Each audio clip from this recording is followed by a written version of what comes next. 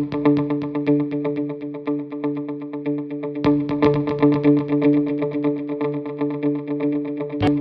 tout simplement une impression ou a-t-on vraiment abandonné le combat? Mesdames, Messieurs, bonsoir. Bienvenue à cette émission spéciale de la THM qui tente à amorcer une série de réflexions sur le mois de l'histoire des Noirs, événement annuel qui revient au fil des ans et qui pose le regard sur les conditions d'évolution de la communauté noire, tant ici qu'ailleurs.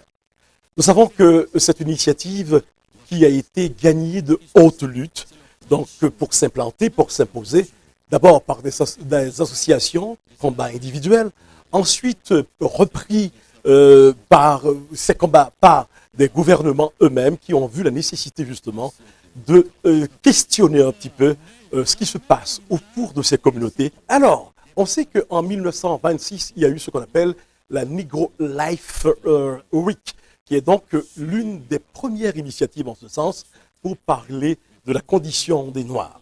Et ce mouvement va s'amplifier et au fil des ans, et pour devenir vers 1976 aux États-Unis, une première tentative d'instaurer ce qu'on appelle un mois de l'histoire des Noirs, mais qui a toujours qui est resté quand même en 1976 avec le même titre, Negro Life Hero.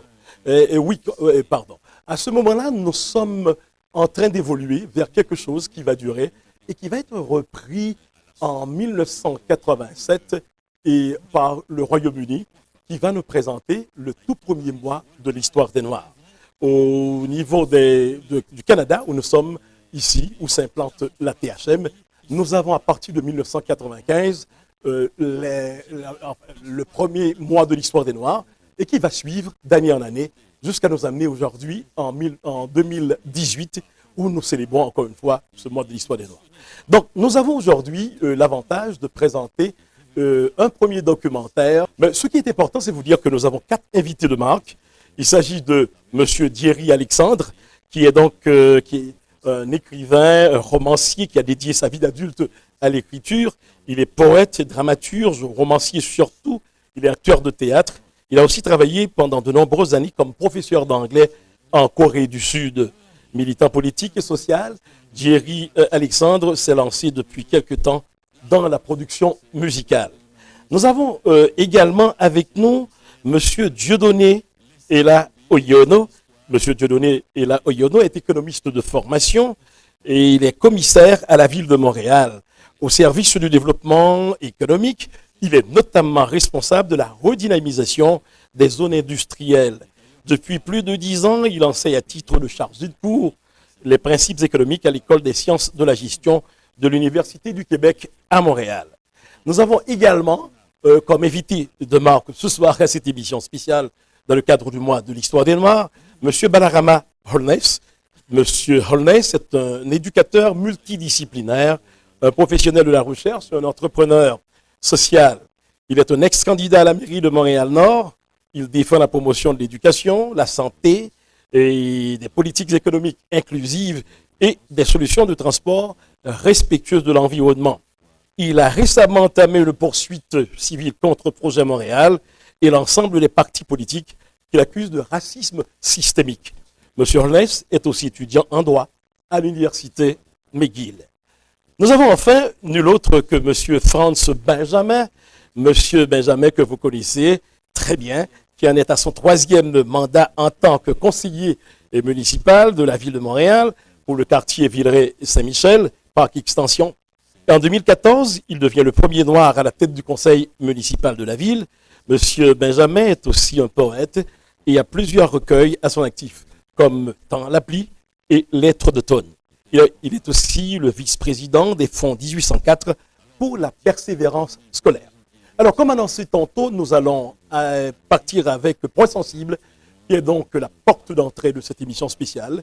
Et au retour, nous aurons nos invités qui se prononceront sur la situation, sur leur définition du mois de l'histoire des Noirs et la situation de l'évolution des communautés noires à travers le monde et particulièrement ici au Canada.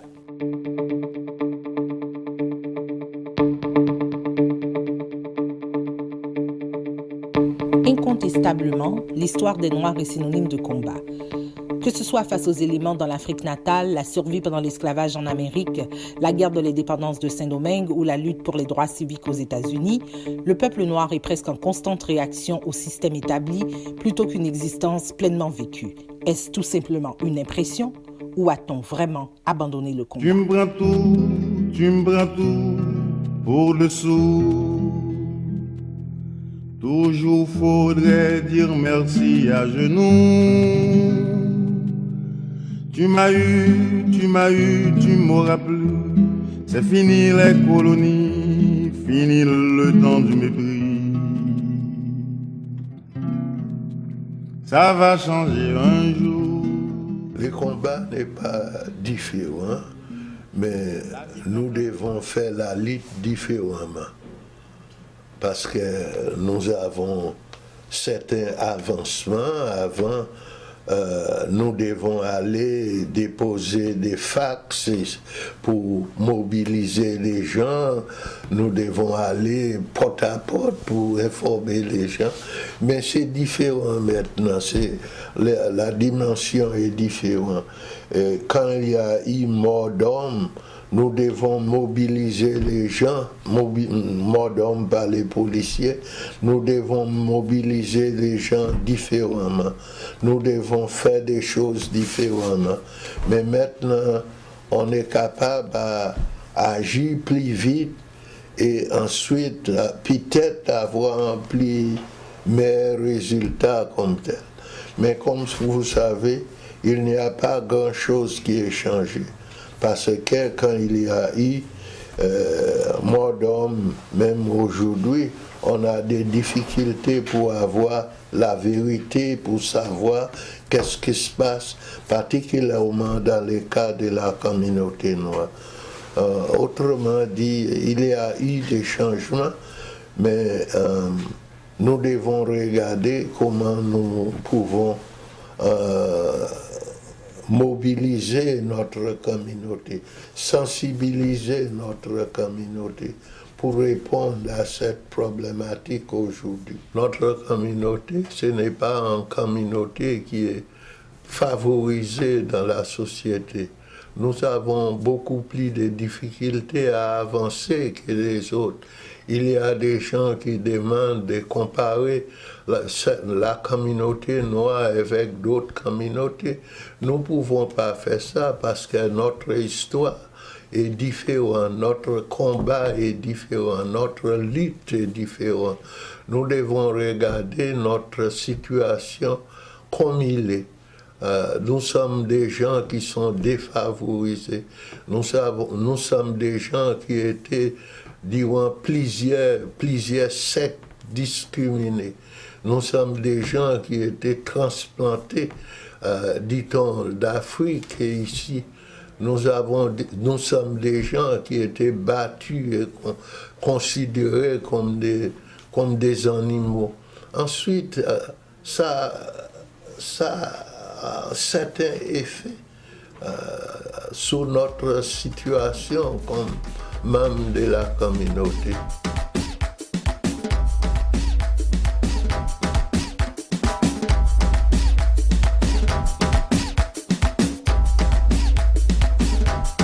En 1926, un historien du nom de Carter Woodson a décidé de partir le Negro Week.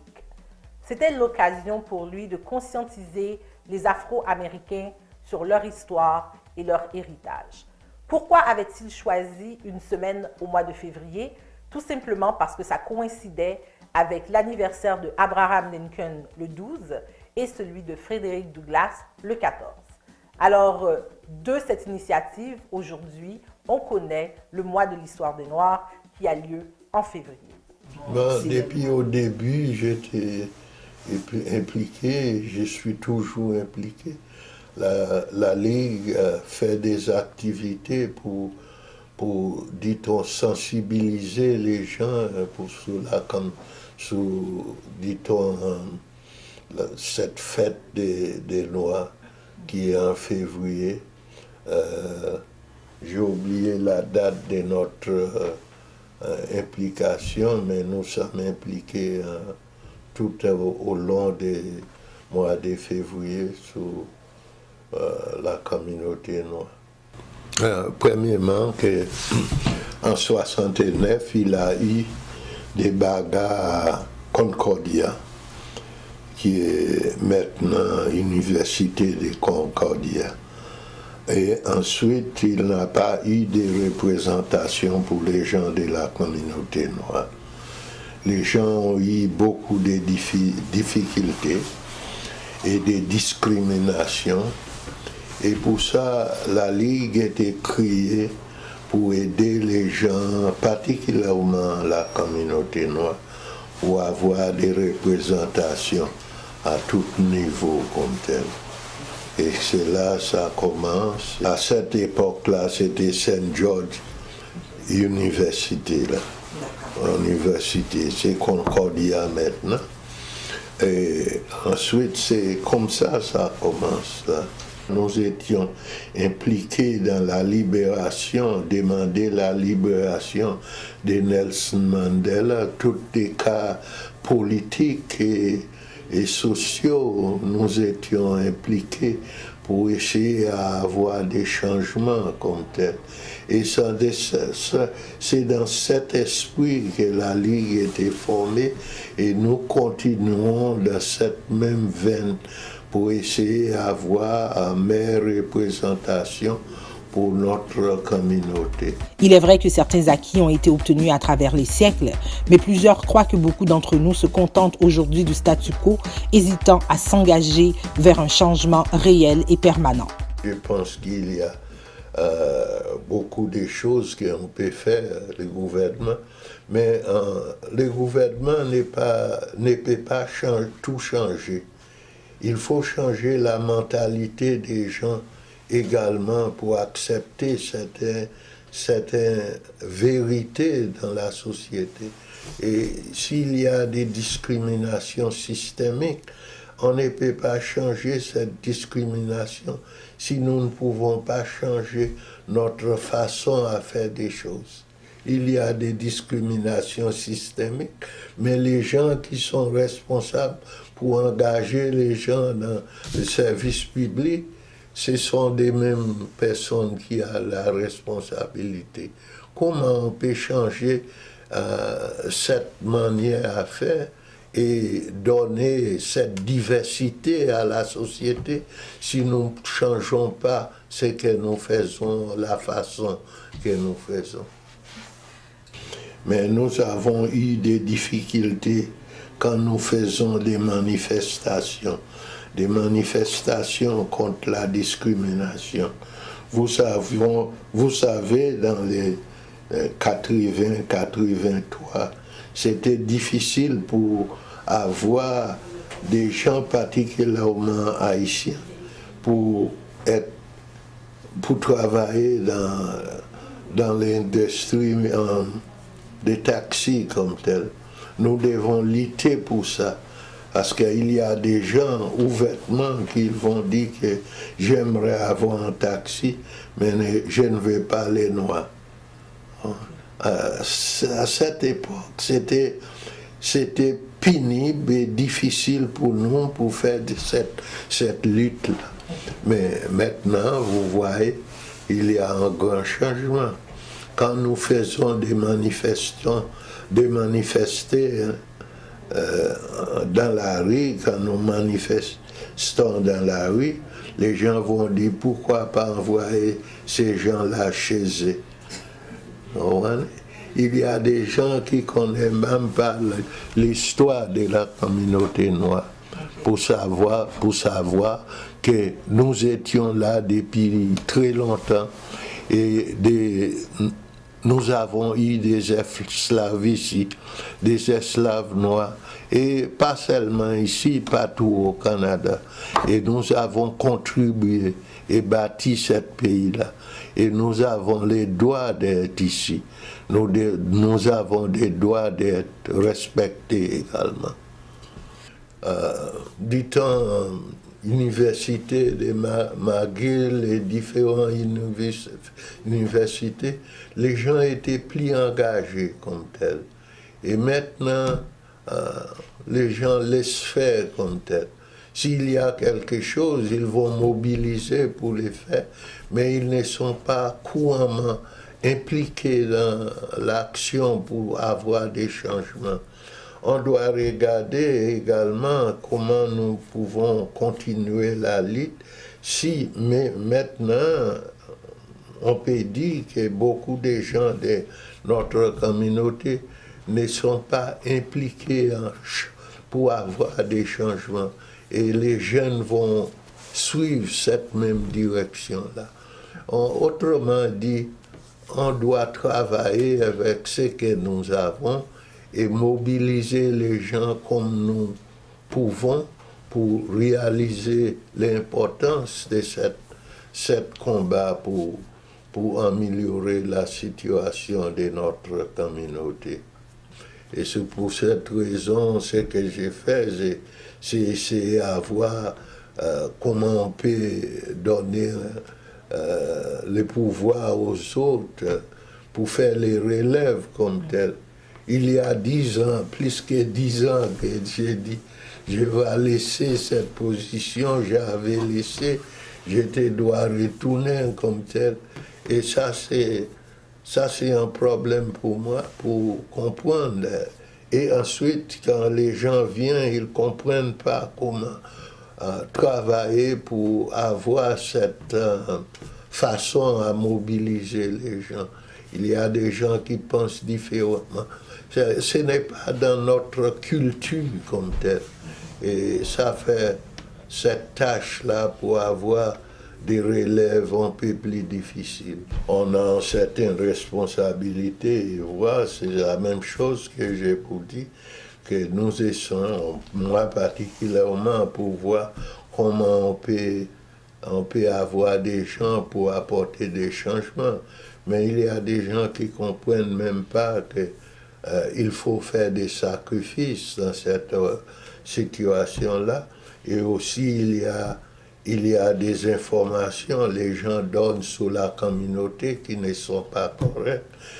Dernièrement, on doit faire la lutte contre des policiers qui ont dit qu'il y a 8 ou 10 jeunes qui ont commis des viols collectifs. On doit faire la lutte pour dire que ce n'est pas ça. Et ensuite, j'ai été bien critiqué par beaucoup de gens. On doit avoir une certaine sensibilité pour savoir quand les choses sont faites. On doit examiner les choses et également on doit examiner comment la police agit envers la communauté noire, et profilage racial, l'arrestation sans justification. Et tout ça, là, si vous avez connaissance de ces injustices-là, vous allez comprendre notre difficulté quand les gens viennent ici pour nous, pour parler dans cette manière-là, et également voir comment on peut avoir la justice pour ces gens-là.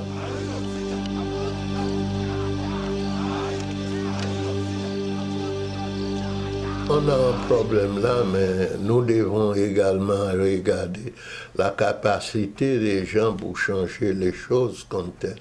Aux États-Unis, quand on a des activités, vous pouvez voir, il y a beaucoup de Noirs qui s'impliquent, il y a beaucoup de gens qui sont en grande position dans la communauté noire. On peut inviter les gens et ils vont venir. À la fin, ils ont des milliers de dollars pour mettre en place, pour changer des choses. Ici, nous sommes très, très limités pour apporter cet mouvement pour changer les choses comme telles. Et si vous aviez un message à donner aux Noirs en général, qu'ils soient jeunes ou vieux, au sujet du combat qui est important, qu'est-ce que vous leur direz aujourd'hui? Ben, il faut avoir des fiertés de nous-mêmes. Il faut être capable d'avoir cette fierté pour être capable de faire des changements. Si nous ne sommes pas fiers, nous ne pouvons pas apporter des changements. et ensuite il faut s'impliquer. Merci beaucoup. Vous avez probablement entendu plusieurs personnes qui sont tout à fait contre le mois de l'histoire des Noirs, pour plusieurs raisons. Par exemple, il y a Morgan Freeman qui dit que tout simplement cette histoire devait être incluse dans l'histoire qu'on apprend aux jeunes à l'école. Je suis plus ou moins d'accord avec lui, parce que je crois que jusqu'à présent, c'est important. Parce que vous le savez, vous avez été à l'école en Amérique et notre histoire ne fait pas partie de l'histoire universelle. L'histoire des Noirs, c'est peut-être quelque chose que vous déciderez de prendre à l'université comme un cours électif. Mais jamais on ne va parler de nous et de notre rapport à cette Amérique, à notre rapport au monde en général, si ce n'est que 27 jours ou 28 jours en février. Il est important qu'au lieu qu'on s'adonne au folklore, qu'on profite de cette occasion pour plugger notre album ou vendre notre spectacle ou vendre notre livre, qu'on arrête de faire des conférences de ci, des conférences de ça, qui ne sont plus ou moins fréquentées que par nous-mêmes. Nous connaissons déjà notre histoire. On n'a presque plus besoin de la répéter. Mais il faut que nous fassions des pressions au niveau du gouvernement, pressions au niveau de l'éducation, pour qu'on, une fois pour toutes, que cette histoire, qui est pourtant l'histoire du monde, fasse partie du curriculum à l'école, par exemple. Peut-être que ça améliorerait les relations entre nous et le reste de la population. Nous avons vu deux icônes extrêmement, enfin, qu'on ne définit plus, dans le documentaire que nous venons de regarder tous ensemble. Il s'agit de Nelson Mandela, qui appartient maintenant au patrimoine de l'humanité, on pourrait dire, et également Don Philippe, qui, ici, tout plus près de nous, a proposé, ou encore continue à proposer des choses, en ce qui concerne l'héritage des Noirs, en ce qui concerne la place des Noirs dans la communauté québécoise, dans la communauté canadienne. Qu'est-ce que vous en retenez de particulier? Qui est-ce qui veut commencer? Jerry. Bon, c'est très important parce que Don Philippe, depuis un certain temps, c'est comme s'il a perdu sa voix ici à Montréal. Et il y a des raisons. Par exemple, on va dire, il fut un temps, il était très... On l'attaquait beaucoup dans le système. Par exemple, les forces de police aussi, parce que Don Philippe avait une voix qui faisait trembler le milieu. Définitivement. Mais qu'est-ce qui arrive aussi? Bon, je vais élaborer beaucoup plus, parce que qu'est-ce qui arrive? Il fut un temps aussi, on a tout fait pour l'affaiblir. Par la corruption, des accusations, et jusqu'ici, on n'a jamais été capable de l'appréhender, de l'amener en avant de la justice. Je sais qu'il a toujours mis les autorités et toutes sortes de dénonciateurs au défi. Définitivement. De prouver et qu'il avait fait quelque chose de pas correct. Définitivement. Nelson Mandela aussi, la raison pour laquelle que Nelson Mandela, il fait partie de l'héritage de l'humanité, c'est parce que Nelson Mandela n'a pas pensé à lui-même, il a pensé aux autres. Et c'est ça que je trouve qui est important, et il y en a beaucoup qui oublient, parce que pourquoi ces deux hommes-là, ces deux icônes, ils ont fait appel à la collectivité. Pourquoi la collectivité? Parce que, bon, en 23 ans, je suis sur le terrain et j'en ai vu. La politique a essayé de m'impliquer aussi. Avant que je suis parti en Asie, en Corée du Sud, pour aller enseigner pendant 10 ans. Et bon, j'étais très impliqué dans la politique. Pourquoi la politique? Parce que quand on se met dans la politique a une seule raison. C'est d'affaiblir la voix de l'individu. Et comme ça, on représente les intérêts du parti. Et on ne pense plus à la collectivité d'une manière qu'on amène le combat, qu'on bâtit ensemble, et après on amène le combat à l'extérieur. Je ne sais pas si Franz sera d'accord avec ça. Mais Franz a une réaction par rapport à vos propos, et ensuite il va lui-même placer son mot sur ce qu'il vient de voir. Je n'ai pas vu la totalité, mais l'extrait que j'ai vu, je pense que c'est la continuité d'une lutte, et qu'elle soit en Afrique du Sud ou ici, c'est la même lutte. C'est la lutte pour la justice sociale, pour l'égalité. Et ce que je retiens, et puis je le dis souvent d'ailleurs, je le dis souvent, je le dis sur toutes les tribunes, à qui veut l'entendre, je suis très conscient, et d'autres aussi doivent l'être, que je me tiens sur les épaules de celles et ceux qui m'ont précédé. Aujourd'hui, j'ai à mener des combats, j'ai d'autres combats à mener, mais des combats qui ont des teintes différentes que celles, par exemple, qu'ont mené des gens comme Don Phillips, comme Noël Alexander, par exemple, de l'association jamaïcaine, et comme Keder Hippolyte, etc., comme tous ces gens-là. J'ai d'autres combats à mener. Parce que justement, ces gens-là se sont battus. Et justement, la question de la mémoire, Jerry a évoqué mon statut de poète, c'est vrai que j'assume avant la politique, pendant la politique et après la politique aussi. Une des thématiques qui me tient beaucoup à cœur et que j'aborde dans presque tous mes recueils, c'est la thématique de la mémoire. Parce que trop souvent, nous sommes des collectivités amnésiques. Et parce que nous sommes des amnésiques, nous avons par moments souvent à reprendre les mêmes combats. On a toujours l'impression que c'est nous qui réinventons la roue, que rien n'avait été fait avant nous. Et pour cela, je pense que c'est pour cette raison que j'ai parlé de l'absence d'une société d'histoire. La question de la mémoire, voilà ce que je retiens. Beaucoup de profondeur dans les propos de M. Benjamin. Et maintenant, M. Holness va nous dire ce qu'il pense de ces deux leaders qu'on a vus et qui ont été des meneurs d'hommes, qui le sont encore, même par-delà la tombe, dans le cas de M. Non, M. Mandela. Okay. Et nous avons encore Don Phillipe, encore vivant, malgré tout ce qu'on sait qui lui arrive, mais qui continue à nous guider. Pensez quoi de ces deux icônes? Mais premièrement, j'aimerais juste souligner, c'est très important, comme France a mentionné, en anglais on dit « We are standing on the shoulder of giants ». Donc, tout ce qu'on fait aujourd'hui, la base, c'est qu'il y a plusieurs personnes qui ont mené ce combat bien avant nous. Et durant ma maîtrise en éducation, j'étais très interpellé par l'iniquité que je voyais à Montréal, ainsi que dans ma littérature, donc qu'est-ce que j'étudiais. Je suis revenu à Montréal en 2016 et la première personne dont j'ai contacté, c'est Dan Phillipe. On s'est rencontrés, on a discuté des enjeux, et je lui ai dit que je voulais m'engager. Donc, tous les jeunes qui écoutent aujourd'hui, pay attention. Il m'a envoyé vers Marvin Rotran et plusieurs autres. Je connaissais bien sûr France Benjamin. Et très, très important, le 11 février dernier, la journée qui était reconnue par l'Assemblée nationale pour commémorer Nelson Mandela était le 11 février dernier. Les membres de la communauté montréalaise se sont réunis à Union United Church, l'église dont Nelson Mandela est visité quand il est venu à Montréal.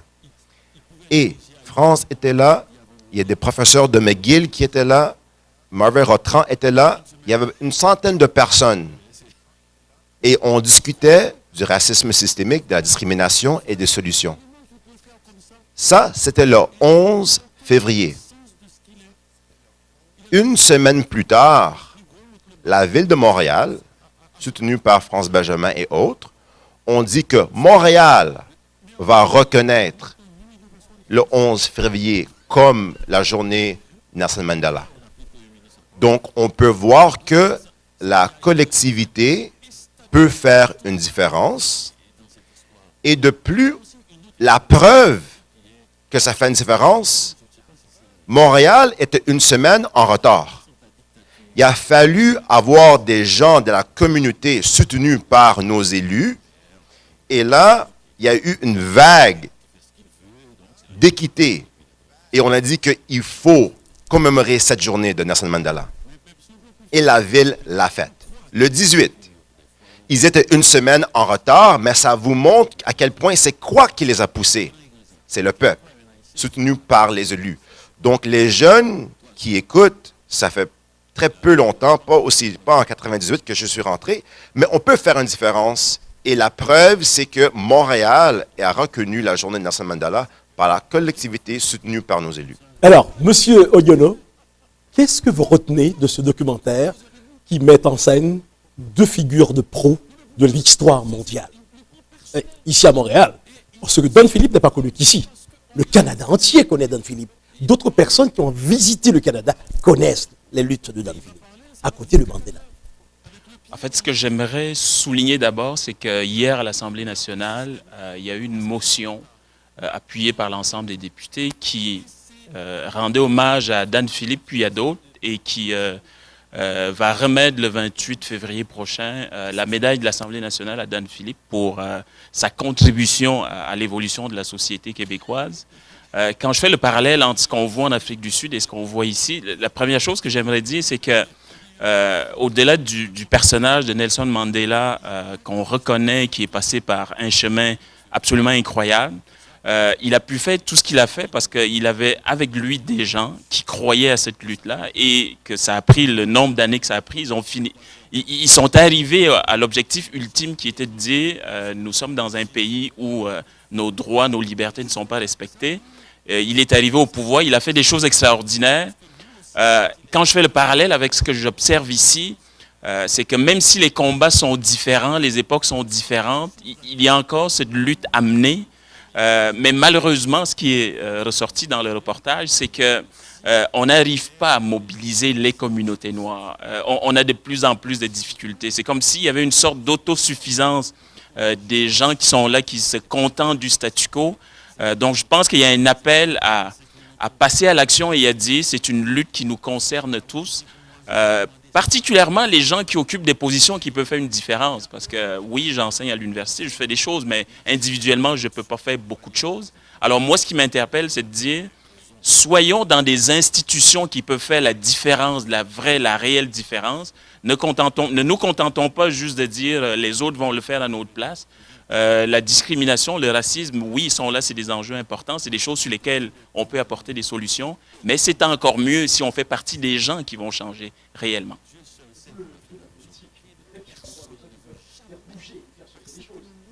Vous avez été nombreux sur le plateau, enfin je peux dire 3 sur 4 exactement, à évoquer tout de suite la question de l'esclavagisme quand il s'agit de parler de l'histoire des Noirs. Mais il y a d'autres observateurs, d'autres penseurs qui demandent est-ce que les Noirs ont abandonné le combat? Le combat de l'affranchissement, de l'épanouissement, du développement social, spirituel. Qu'est-ce que vous en pensez? Bon, c'est quelque chose qui me concerne beaucoup. Par exemple, pendant que j'étais en Corée du Sud, avant de venir ici, je lisais la Gazette parce que malgré que je n'étais pas à Montréal, mais j'étais très impliqué dans la vie montréalaise. Pourquoi? Parce que je planifiais mon retour et je voulais mieux comprendre les choses. Et dans la Gazette aussi, je crois, dans la presse, ils ont dit, mais pourquoi le mouvement Black Lives Matter ne pouvait pas prendre essor ici à Montréal?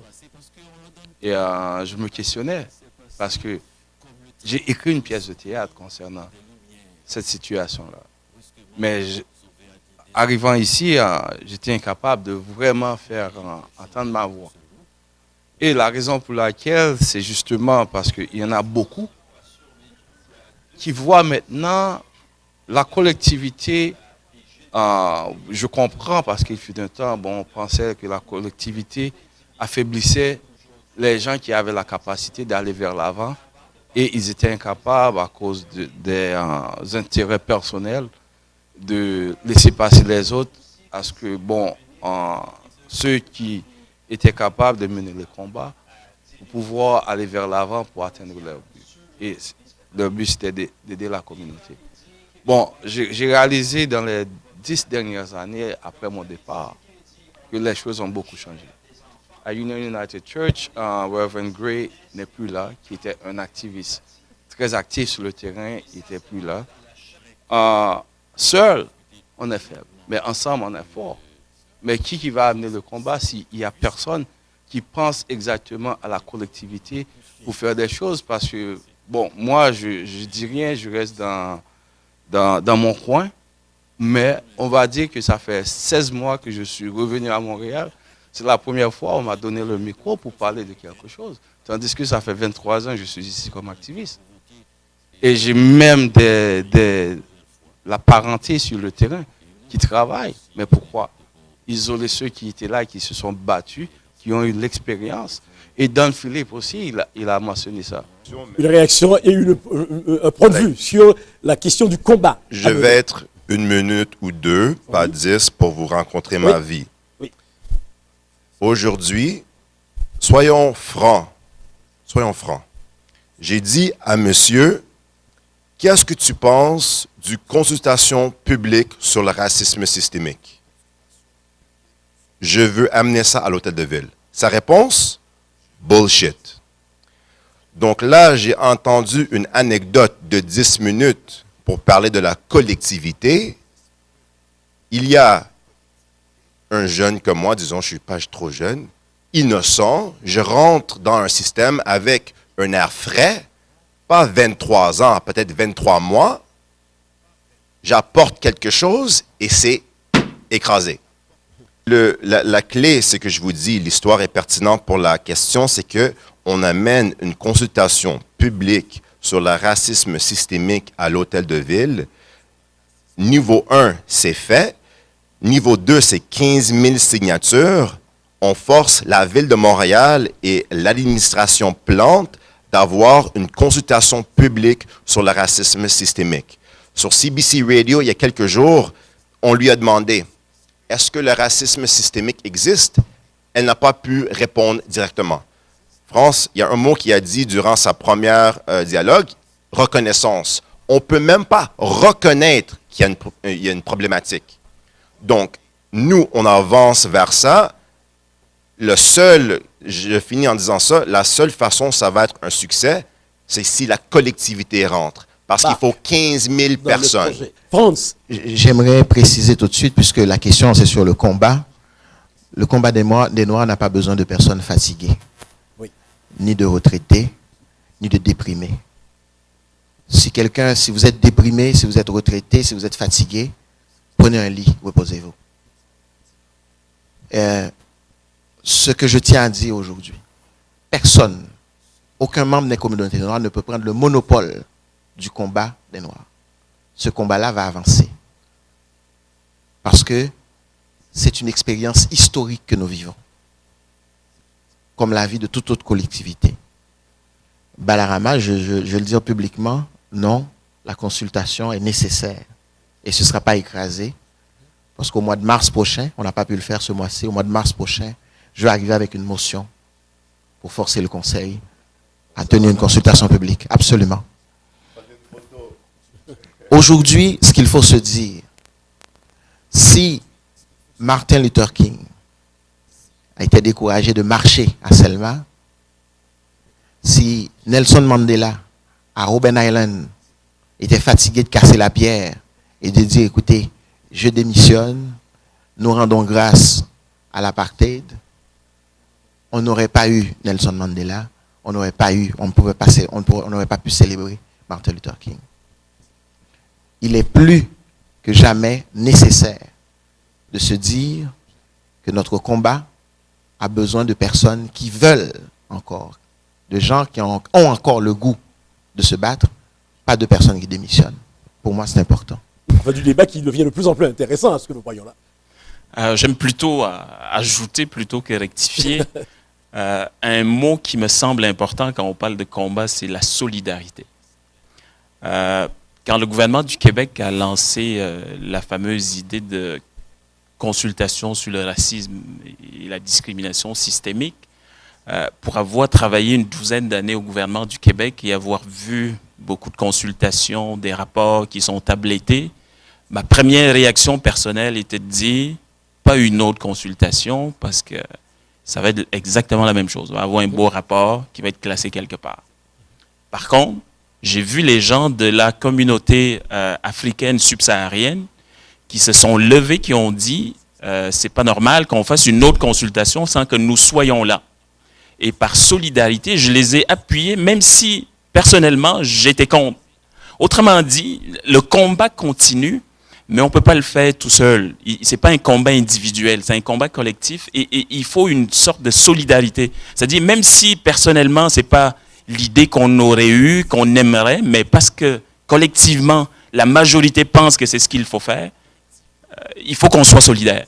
prendre ça une réaction, mais bien entendu, je me demande juste avant, est-ce que la réaction, enfin sans chercher un prétexte, une signification particulière à la réaction de Jerry Alexandre, est-ce qu'elle ne s'inscrit pas dans ce qu'il a vu, constater, même au niveau du gouvernement du Québec, avec le recul de M. Couillard, Philippe Couillard lui-même, le Premier ministre, qui était prêt à s'élancer vers des consultations, justement, sur la question du racisme systémique, et qui a reculé au dernier moment. Donc, 1 minute. Premièrement, merci France pour clarifier. Si vous êtes fatigué, take a nap. Philippe Couillard a dit qu'il voulait avoir une consultation publique. Le Parti québécois a fait une pétition pour dire non. Parce que, en anglais, we say, Quebecers didn't want to be on trial. Marie-Joseph Angélique, elle était sûre, était devant le juge. Mais les Québécois ne veulent pas être devant le juge. Moi, je pense qu'il faut, encore une fois, il faut définir et il faut reconnaître la problématique. Est-ce que monsieur pourrait me dire une consultation qu'on a eue sur le racisme systémique du Parti québécois ou du Parti libéral? Il y a plusieurs partis qui prennent un recul. Donc, quand tu auras le micro la prochaine fois, me dire, vous avez dit pourquoi avoir une autre consultation. Est-ce que tu peux me nommer une consultation dont une partie politique a amené? Je peux nommer par exemple Bouchard-Taylor, ça fait bientôt 10 ans. Les recommandations, pas une seule qui est appliquée. Sur le racisme systémique? Non, ce que je veux... Mais là, vous avez dit 10 ans, là. On Non, est en non, 2018. non, ce que je veux dire, c'est que la meilleure façon pour un parti, un gouvernement, de mettre un problème sous la table, c'est de dire, on va faire un grand forum, les gens vont venir dire ce qu'ils pensent. Par la suite, on va faire un beau rapport, on va faire un lancement, puis on va le laisser de côté. Autrement dit, on est d'accord tous les deux, peut-être pas sur la forme. Ce que moi je dis, c'est que si on avait à faire une consultation, c'est pour ça que j'ai signé la lettre ouverte avec mes collègues, faisons-le en bonne et due forme et donnons aux communautés noires ou à la diversité de façon générale des garanties qu'une fois qu'on va avoir fait tout ça, on va l'appliquer. Parce que moi, je ne sens pas, jusqu'aujourd'hui, une volonté politique réelle de dire on fait une consultation, on va avoir des recommandations, on va les appliquer. Parce que je ne suis pas convaincu que si un gouvernement n'arrive pas à appliquer Bouchard-Taylor, il va appliquer les recommandations qui vont sortir d'une commission sur le racisme. Il y a je rappelle que monsieur Dieudonné et la Oyono est reçu, a été nommé président, est-ce que je me trompe, président du comité de la diversité du Parti québécois. Alors, bien placé pour nous parler de la situation, d'accord, de ce dossier au niveau du Parti québécois. Mais bien avant, il y avait France qui attendait une réaction depuis la dernière intervention de M. Benarama. Oui. En fait, ce que j'aurais aimé préciser, c'est que c'est la diversité du combat aussi. Oui. Ça, c'est un aspect qu'on oublie. Et l'un des aspects que prend ce combat, c'est ce dossier porté avec le leadership de Balarama sur la consultation systémique. Et sur le racisme systémique, pardon. La consultation sur le racisme systémique. Mais une autre façon aussi que ce combat-là nous avons initié en 2016 et à la rencontre d'une trentaine d'organismes des communautés noires, donc des communautés haïtiennes, anglophones, africaines aussi, une première initiative autour des jeunes qui a donné naissance au sommet pour l'intégration socio-économique des jeunes des communautés noires. Je rappelle. Où, pour la première fois, nous avons changé de posture. Nous nous sommes dit, il y a 3 choses qu'il fallait apporter. Premièrement, s'assurer que nous sommes des partenaires. Nous ne sommes pas en demande, nous sommes plutôt des partenaires avec n'importe quelle instance. Deuxième élément, c'est travailler au niveau de la synergie des communautés noires. Il y a des expériences qui sont menées à Montréal-Nord, qui sont probablement bonnes pour Pierrefonds, des expériences à Côte-des-Neiges qui sont probablement bonnes pour Saint-Michel. On travaille en synergie, on fait l'émulation. Et ça vient de donner ceci, un protocole d'accord avec le gouvernement du Québec. Donc d'ailleurs, c'est le Premier ministre Philippe Couillard qui appuie le sommet en termes concrets. Et là, nous sommes en démarche avec le fédéral. Et ça, c'est des projets communautaires, c'est des projets de développement économique, des projets qui vont appuyer nos familles. qui vont atterrir dans nos communautés. Pourquoi? Parce que, comme communauté, nous avons décidé de nous mettre ensemble et de dire, nous pouvons faire mieux avec et pour nos jeunes. Ça aussi, c'est une façon. Une autre initiative qui a eu lieu il y a 3 semaines dans la communauté, qui était une initiative, à mon humble avis, intéressante, c'est le Forum international des communautés noires, économique des communautés noires. C'est intéressant parce que on parle real business, on parle de développement économique, on parle de création de la richesse. C'est important. C'est important ces choses-là aussi. Les enjeux sociaux sont importants, mais les enjeux économiques sont aussi importants. Tout à fait. Et pour moi aussi, et je crois qu'il faut arrêter. Il faut arrêter de se lancer la pierre nous-mêmes. Et c'est pour cette raison qu'on a choisi à l'intérieur du sommet de travailler sur le renforcement des organisations et non pas de les écraser. Mon objectif, c'est vraiment, pour vous dire la vérité, 2050. 2050, c'est là que les minorités et, disons, les Blancs vont être à égalité. Pour moi, j'aimerais que l'hôtel de ville soit à 50%, les deux, en termes de représentation. Vous avez comme anticipé sur la prochaine question. Je vous dirai tout de suite que vos approches ne s'éloignent pas trop, Non, trop l'une de l'autre. La prochaine question serait, justement, puisque vous avez le micro, vous allez pouvoir enchaîner tout de suite, c'était comment voyez-vous le combat des Noirs dans le contexte actuel, après l'élection, par exemple, de Donald Trump, avec la montée, en quelque sorte, des extrémismes de gauche et de droite. Comment vous voyez aujourd'hui le combat des Noirs? Je vais être très rapide parce qu'il y a beaucoup de voix ici qui doivent... Oui, exactement. It's a long-term game. Je vois que Donald Trump est une conséquence de l'équité que Obama a apportée. Obama représente l'équité. Obama représentait healthcare. Obama représentait le vivre ensemble américain. Il y a eu des conséquences à ça. Et la conséquence, à mon avis, c'est Donald Trump. On ne va pas trop rentrer dans ça, mais ça, c'est une conséquence. Donc, Projet Montréal est là en ce moment. Vous voyez un comité exécutif homogène. Il y a des conséquences à ça. Je pense que la diversité et la représentativité vont augmenter d'année après année. Ça va être une conséquence à l'homogénéité qu'on voit en ce moment. Pour moi, en microscope, quand quelqu'un me dit quelque chose dans une salle, ça ne m'affecte pas parce que c'est 10, 20, 30 ans. J'ai fait ça pour toute ma vie. I'm gonna die doing this. Donc, vous avez à votre gauche le président de la diversité, d'accord, au Parti québécois, et l'ancien président du conseil exécutif de la ville, qui proviennent des minorités. Alors, monsieur Oyono, qu'est-ce que vous en pensez? Le contexte actuel, le combat des Noirs. Je vais l'aborder de 2 façons différentes. J'ai déjà été fonctionnaire et j'ai observé beaucoup de choses. France parlait de développement économique tout à l'heure. Un des enjeux que moi j'observais et que j'observe encore dans nos communautés, c'est qu'on est partout, sauf en développement économique. Or, on sait tous que vous allez avoir un poids important si vous avez des finances, si vous avez un pouvoir financier. Tant que vous n'avez pas de pouvoir financier, vous avez beau être nombreux, 1 million, 200 000, ça ne change absolument rien. Donc, moi, ce que j'ai observé quand j'étais au gouvernement, c'est qu'on devait travailler davantage ce côté-là. Comme par exemple, il y a des statistiques qu'on sort. Les Chinois font des affaires ensemble, les Italiens font des affaires ensemble, les Noirs ne font jamais des affaires ensemble. Pourquoi?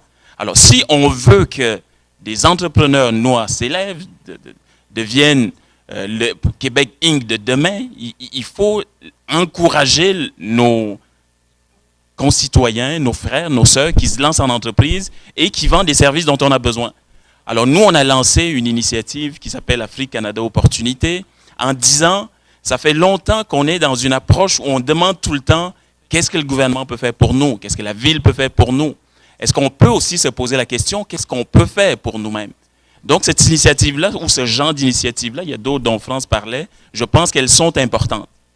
Pour revenir à la politique, Moi, j'aurais pu décider que, bon, il y a des partis politiques, ça m'intéresse plus ou moins, ça change absolument rien dans ma vie que j'y sois ou pas du tout. Mais je me suis rendu compte, à partir de différentes expériences, que il faut que nous soyons à l'intérieur des partis politiques. Il faut que nous soyons à l'intérieur des institutions parce que moi, j'ai vu une différence. J'ai eu la chance d'être dans des institutions et quand des décisions sont prises et qu'il y a quelqu'un de la diversité, les gens ne réagissent pas de la même façon que quand il n'y a personne de la diversité. Alors, au Parti québécois, moi, j'ai accepté de jouer le rôle de président du Comité national de la diversité, justement pour changer la perception que les gens ont du Parti québécois comme un parti anti-immigrant. Moi, je suis là, je suis dans les instances, je vois comment le parti va chercher les membres parce que mon objectif, c'est que ce parti-là devienne le parti de la diversité parce que pour moi, ce n'est pas une étiquette qui appartient à un parti politique.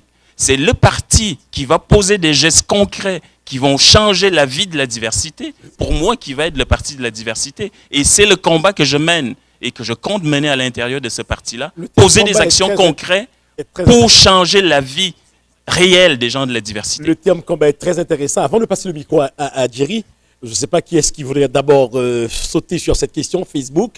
Justement, on demande comment peut-on motiver, comment peut-on plutôt, la personne est précise, comment peut-on motiver les jeunes au combat? Écoutez, l'exercice qu'on fait ce soir, je crois que c'est important. C'est-à-dire que c'est des débats et on ne peut pas faire des économies des lieux de militance. Je pense qu'on peut militer partout. Moi, j'ai commencé, donc, et ça je le rappelle, j'ai commencé comme manifestant, moi, en 1998, dans les rues de Montréal. J'ai commencé comme manifestant. Il faut qu'on ait plus de gens qui soient pas satisfaits de la situation de la collectivité et qu'on veuille aller plus loin. Pas qu'on se dise, le mot que je vais utiliser, c'est un mot terrible, mais c'est le mot, je pense, qui est juste, qu'on arrête de se dénigrer. Donc, qu'on arrête de se dénigrer. Arrêtez de faire des soustractions. Nous pouvons faire des additions, faisons du renforcement. Positif, absolument. C'est un devoir que nous avons. C'est-à-dire que moi, aujourd'hui, je peux ne pas être d'accord sur tout ce que Balaram a dit. Mais si on peut faire un bout de chemin ensemble, faisons-le ensemble. Aujourd'hui, donc, tu es dans une famille politique. Nous avons besoin aussi de membres des communautés qui investissent, toutes les familles politiques. Puisque moi, je crois que notre discours, que notre parole, que notre cause, c'est une cause qui a besoin d'être investie partout. Et ça, c'est important que ça existe aussi, cette diversité-là. Moi, je crois beaucoup aussi, évidemment, dans l'importance de donner au suivant. Je suis très fier de le dire, qu'aujourd'hui, moi, je ne suis plus commissaire scolaire à Rivière-des-Prairies, mais c'est un membre des communautés noires qui est encore commissaire scolaire à Rivière-des-Prairies. Parce que moi, je crois beaucoup dans le transfert. Oui, je crois beaucoup dans l'idée du transfert. Donc, et pour moi, et aujourd'hui, c'est comme ça que je ne souhaite pas non plus que ma communauté soit une communauté qui vive en autarcie non plus. Je vis au Québec et au Canada. Et parce que je suis québécois et canadien, s'ouvrir. Absolument, parce que je suis québécois et canadien et très fier de l'être, mais montréalais avant tout. Donc, je crois beaucoup que ma communauté doit pouvoir investir les lieux économiques. Par exemple, un jeune qui me dit qu'il veut partir en affaires, vous voulez partir en affaires? Ben, il y a des lieux pour ça. Il y a PME Montréal. Il faut investir ces lieux-là. Donc, et moi, mon devoir comme élu, c'est de m'assurer que vous ayez les bonnes informations, que vous puissiez accéder au bon endroit.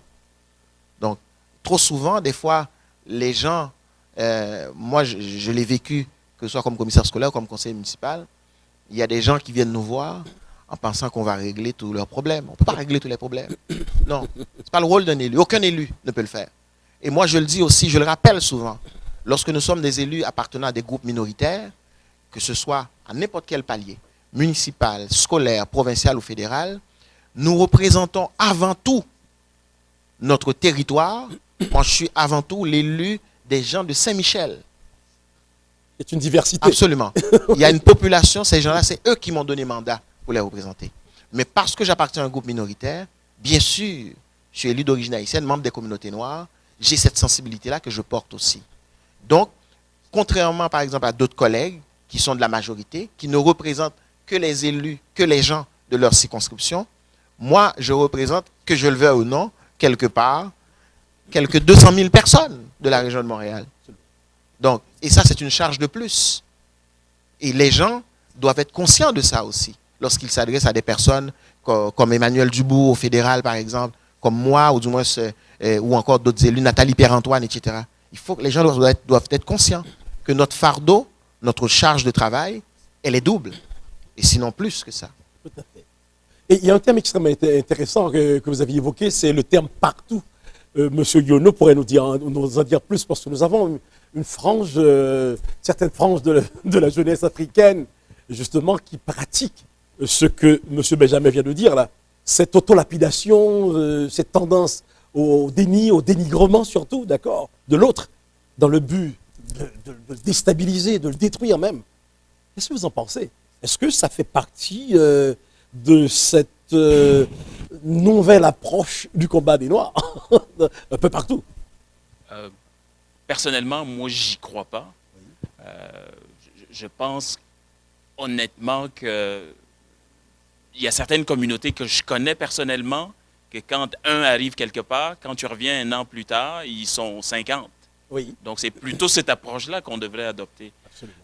Et pour revenir à la question des jeunes, moi, je pense que des exemples comme Benjamin, comme France Benjamin, ça prend des modèles aux jeunes. Quand je regarde la télévision québécoise et que je vois personne qui me ressemble, c'est sûr que je suis découragé, je suis démotivé.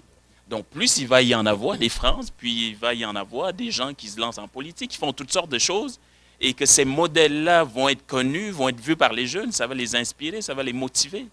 Parce que veut pas, le passage de Piquet-Souban dans l'équipe des Canadiens de Montréal, c'est sûr que ça a suscité auprès des jeunes de nos communautés ce désir-là de dire « Oh, je peux jouer dans la Ligue nationale ». Donc, ça prend absolument ça. Je peux avoir un contrat de 72 millions de dollars. Exactement. Sinon, les gens vont se dire « Bon, il n'y a personne avant moi qui l'a fait, donc c'est impossible ». C'est pour ça que je suis d'accord avec mon ami qui est à côté, qui dit quand son focus est sur son objectif, oui, quel que soit ce que les gens en pensent, oui, que ça arrive dans 5 ans, dans 50 ans, ça n'a aucune importance. Oui, oui. Est-ce que ça va se faire? Oui. Et pour nos communautés, c'est exactement ça l'enjeu, c'est de dire, on sait exactement où est-ce qu'on veut s'en aller, quel que soit ce que les gens pensent autour, ça ne devrait pas nous affecter. C'est sûr que comme vous voyez, on est tous différents d'une certaine sens. Quand je parle, tu vois le footballeur dans moi. Je suis l'agressivité, là, waouh. Donc, il y a beaucoup de gens, des jeunes, qui peuvent dire le droit à McGill. Moi, un pauvre, disons, de Montréal-Nord, mes parents étaient sur le bien-être social à un moment donné. Je suis le seul à graduer de ma famille ici au Canada, en Jamaïque. Non, le seul de mes amis d'avoir un diplôme. Mais il y a beaucoup de jeunes minorités. Juste l'université, c'est un obstacle. Quand je me promène à Montréal-Nord, ils me disaient, tu ne connais pas sur des portes. J'étais dans les terrains de basket en train de jouer. I was in the barbershops. J'allais aux écoles. Il y a Breakfast Television m'a dit, on veut t'interviewer. J'ai dit, viens à Calixa-la-Vallée. Et je l'ai mis pour que les jeunes allaient être en pause. Les jeunes, ils disent, toi, tu es en politique, tu vas être le maire. Tu jouais au basket tantôt avec l'autre jeune dans ton suit. Donc, en anglais, on dit a paradigm shift. C'est un changement de mentalité. De dire être noir, c'est pas que être un athlète ou peut-être un rappeur. Tu peux être un politicien comme France Benjamin. Tu peux être un politicien même dans le Parti québécois. Tu peux être un professeur en Corée. Tu peux être un étudiant au droit à McGill. Donc, goes back to being a role model. On peut juste par nos actions, leur montrer qu'il y a beaucoup de possibilités et de ne pas se limiter. Donc, juste par nos actions, et je finirai en ça, la majorité des choses que je fais sans ce micro-là, dans mes études, dans mon entraînement, c'est que je suis très conscient qu'il y a beaucoup de jeunes et mes enfants un jour vont me regarder et j'ai cette responsabilité d'avoir un standard qu'eux autres, ils doivent atteindre ou même surpasser. Moi, je vais là dans les institutions où ils font la formation des jeunes qui ont lâché l'école, qui ne voient pas l'avenir. Et je fais des ateliers avec ces jeunes-là. Et pourquoi j'ai une réussite à 100%? C'est parce que je suis honnête, très franc avec eux et je suis très direct aussi. Je leur dis la manière de faire. Ils ont fait ça, ils ont réussi. Et par rapport à mon parcours, ils l'ont vu. Mais si on reste en arrière, la bannière des institutions et tout ça, on ne va pas où les gens ont vraiment besoin de nous pour faire le travail, parce que ces jeunes-là ne nous voient pas. Évidemment, il y a une question qui était le contexte actuel, les jeunes, la montée des extrémismes et également... Comme mot de la fin, je dirais quand même que quand un verre est à moitié plein ou à moitié vide, on peut choisir de le regarder comme on veut. Okay? Moi, au Québec, l'enjeu de la diversité, je le regarde comme un verre à moitié plein. Parce qu'on est quand même dans une société, en tout cas personnellement, puis je connais plein d'autres, qui ont eu des opportunités intéressantes parce que la société d'accueil leur a ouvert des portes. Alors moi, je pense que dans les années à venir, non seulement avec tout ce qu'on fait, le mois de l'histoire des Noirs, puis d'autres initiatives, cet enjeu d'intégration de la diversité dans les sphères politiques institutionnelles est ancré en nous et va continuer à l'être. Et avec toutes ces initiatives-là, moi, je pense que dans les prochaines années, le combat va toujours être là parce que c'est un combat, comme mon collègue disait, de long terme. Mais il y a déjà des piliers qui me font penser à moi personnellement qu'on va additionner, qu'on va avancer, même si on ne peut pas juste se contenter de dire dans 2 ans, là, on va arrêter d'en parler. Il faut continuer à en parler, mais on a des facteurs qui me font penser, moi, que le vivre ensemble, l'intégration, que de plus en plus de Québécois, pas justement ceux qui sont issus de la diversité, mais tous, ça devient un enjeu pour nous, parce qu'il y a aussi une question économique en arrière.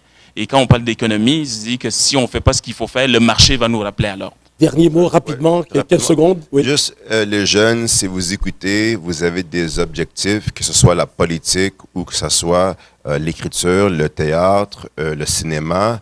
Continuez, lâchez pas. Justice Rowe, qui est sur la Cour suprême, a dit qu'il y a beaucoup de façons d'avancer le dialogue public, que ce soit artistique, politique ou autre. Donc, lâchez pas et continuez. Merci. Jerry, 15 secondes. Bon, je vais le dire en anglais.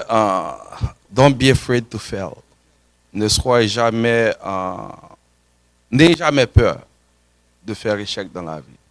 Et c'est ça qui m'a appris beaucoup de choses. Alors, merci. Merci au nom de nous tous pour l'invitation donc, à la Télévision haïtienne de Montréal. C'est très plaisant d'être là. Donc, le dernier mot, je dirais aux gens qui nous regardent, qui nous écoutent, nous pouvons faire encore mieux, davantage, ensemble. Voilà. Mais merci à vous 4 messieurs. C'était une très belle émission. Mais je pense qu'il faudrait peut-être remettre tout ça sur le tapis à un moment de la durée et essayer de voir comment nous pouvons accompagner cette belle jeunesse qui nous attend ici et là et qui attend tellement de nous, de nos expériences. Donc, nous vous remercions beaucoup d'être venus sur le plateau. D'abord, nous avons M. Franz Benjamin, je vous rappelle, qui était un ancien président du comité exécutif de la Ville de Montréal, qui est poète, qui est encore conseiller municipal à la Ville de Montréal, dans le quartier Saint-Michel et Villeray. Nous avons M. Jerry Alexandre, qui est poète, entrepreneur. Nous avons M. Belarama Holness, justement, qui, lui, est en train de tenter un procès à opposer Montréal, qui est étudiant en droit à McGill et qui est un ancien candidat à la mairie de Montréal-Nord. Et nous avons le professeur, et ici, Dieudonné Ella Ayono, qui est président du comité de la diversité au Parti québécois. Messieurs, merci d'être venus sur le plateau de la THM. C'est un grand plaisir pour nous. On vous attend les bras ouverts la prochaine fois. Merci. Bonne soirée. Le guide du Chili se retrouve à Paris, le café du Uruguay se déguste à Broadway, mais le fer de Managua perce le cœur des USA. Mes frères groupent la canne et leur machette dessus, du matin jusqu'au soir et du soir au matin en Dominicanie. Miami ou Paris, peu importe le pays, c'est à chez eux qu'ils rêvent. Un jour ils vont rentrer quand l'abcès va crever. Tu me prends tout pour dessous. Toujours faudrait dire merci à genoux. Tu m'as eu, tu m'auras plu. C'est fini les colonies, fini le temps du mépris. Ça va changer un jour, ça va changer bientôt. Ça ça va changer un jour. Ça va changer un jour, ça va changer bientôt, ça va changer un jour. Ça va changer un jour, ça va changer bientôt.